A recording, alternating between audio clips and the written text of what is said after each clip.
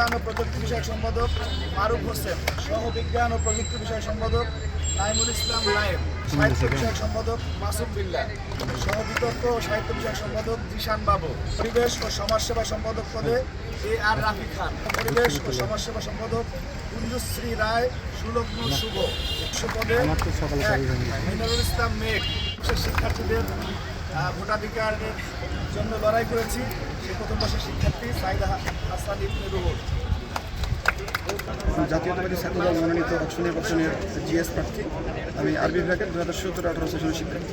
দীর্ঘ 35 বছর পর রাষ্ট্র নির্বাচন আয়োজন হচ্ছে, যেটা শিক্ষার্থীদের প্রাণের দাবি ছিল।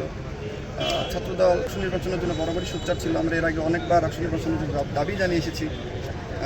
শিক্ষার্থীদের অধিকার দীর্ঘদিন বঞ্চিত করে রেখেছিল বিশ্ববিদ্যালয় প্রশাসন। শিক্ষার্থীদের অধিকার এক কথায় বলতে গেলে কুক্ষিগত করে রাখা হয়েছিল তাকে। সেই অধিকারকে শিক্ষার্থীদের কাছে ফিরিয়ে দিচ্ছে, যার কারণে বিশ্ববিদ্যালয় প্রশাসনকে আমি ধন্যবাদ জানাই। ছাত্রলীগের দমন পীড়ন নির্যাতন উপেক্ষা করে আমরা ক্যাম্পাসে জাতীয়তাবাদী ছাত্রদলের রাজনীতি প্রতিষ্ঠা করে গেছি, শিক্ষার্থীদেরকে দাওয়াত দিতে গেছি। আমরা প্রত্যাশা করি বিশ্ববিদ্যালয়ের শিক্ষার্থীদের কাছে যে কোনো দিল্লি প্রিন্টিং কিংবা রুশপন্থী নয়, বাংলাদেশ পন্থী হিসেবে শিক্ষার্থীদের প্রথম পছন্দের ঠিকানা হবে জাতীয়তাবাদী ছাত্রদল। শিক্ষার্থীরা বেছে নেবে বলে আমি প্রত্যাশা করি।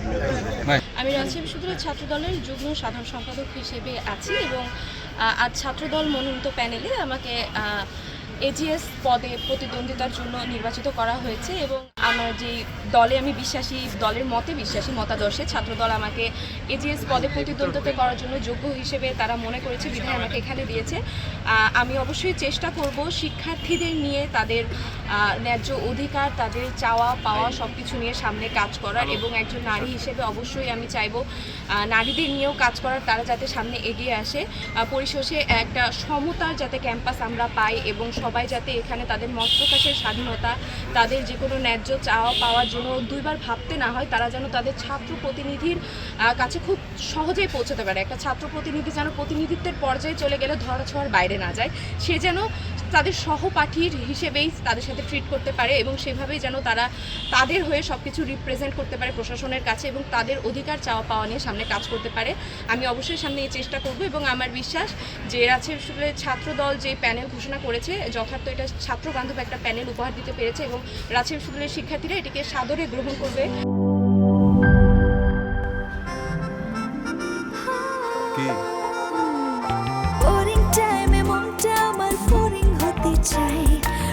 চাটনির দারুণ স্বাদে কোথায় যে হারায় টক ঝাল মিষ্টি স্বাদে মনটা মেতে ওঠে প্রাণ চাটনির দারুণ স্বাদে কোথায় যে হারায় প্রাণ চাটনির দারুণ স্বাদে। প্রাণ চাটনি, স্বাদের জাদু।